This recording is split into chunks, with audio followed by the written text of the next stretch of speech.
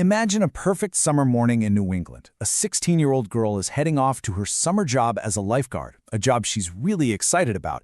But within just a few minutes, she would vanish without a trace, kicking off one of the most haunting, unsolved cases in the history of Massachusetts. This is the story of Molly Bish. So let's go back. The date is June 27th, 2000, and our story begins right here at Comins Pond in Warren, Massachusetts. You know, this is a place that should have been full of the sounds of summer, of kids laughing, but instead it became the center of a terrifying mystery. And this is the part that is just so chilling. When people started showing up at the pond, there was absolutely no sign of what had happened. No chaos, no evidence of a fight. The scene was just quiet, eerily quiet. She was simply gone. So how does a perfectly normal morning just turn into every parent's worst nightmare? Well, to really get what happened, we need to know who Molly was and what the police found, or maybe more importantly, what they didn't find at the scene. First off, Molly was this bright, really capable 16-year-old. She was athletic, she was smart, and from everything you hear, just a genuinely wonderful person who loved helping people. And this lifeguard job, this was her thing for the summer, looking out for everyone at her local pond. So when you look at the scene, wow, her flip-flops, her radio, her first aid kit, it was all left perfectly in place, right there next to the lifeguard chair. This wasn't a scene of chaos at all. It was a scene of pure absence. It's like she was taken so quietly, so quickly, that she didn't even have a second to react. But to really understand the horror of that Tuesday, we actually have to go back to the day before, when this chilling warning sign appeared that, tragically, nobody understood at the time.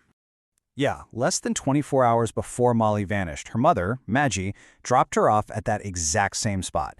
But on this day, she just got that feeling. You know, that parental instinct that just screams at you that something isn't right. She saw this suspicious-looking man in a white sedan parked nearby. And he wasn't there to swim. He wasn't there to relax. He was just watching, staring, really intently, at the beach and at Molly. The memory of this guy would become the single most critical clue in the entire investigation. So, with Molly gone, and this one creepy lead about a suspicious man, the moments right after her disappearance were, as you can imagine, absolutely frantic. And they would kick off what would become the largest search in the state's history. The timeline here is just terrifyingly small. Okay, so Molly gets dropped off at 9:50. Just 10 minutes later, an officer happens to drive by and the lifeguard chair is already empty. By 10:20, the first swimmers arrive and find all her things but no Molly. Whoever took her had a window of 10 minutes, maybe even less. The response was immediate, and it was immense. It went from a local search to, very quickly, the largest and most expensive missing person operation the state of Massachusetts had ever seen. I mean, they left no stone unturned. You had divers searching the pond, bloodhounds scouring the woods, helicopters up above with thermal imaging, and that police sketch of the man in the white car, it was plastered all over the country. But every single lead just went cold. For 3 long years, there was nothing. Total silence. The family was just waiting in agony. Then, a complete chance discovery in a dense patch of woods would finally give them a devastating answer. So in the spring of 2003, that awful period of not knowing was finally over. But the news was the absolute worst outcome that the Bishaw family could have ever imagined. A hunter deep in the woods of a place called Whiskey Hill, he just stumbled upon a piece of a blue bathing suit, the very same one Molly was wearing, and nearby he found human remains.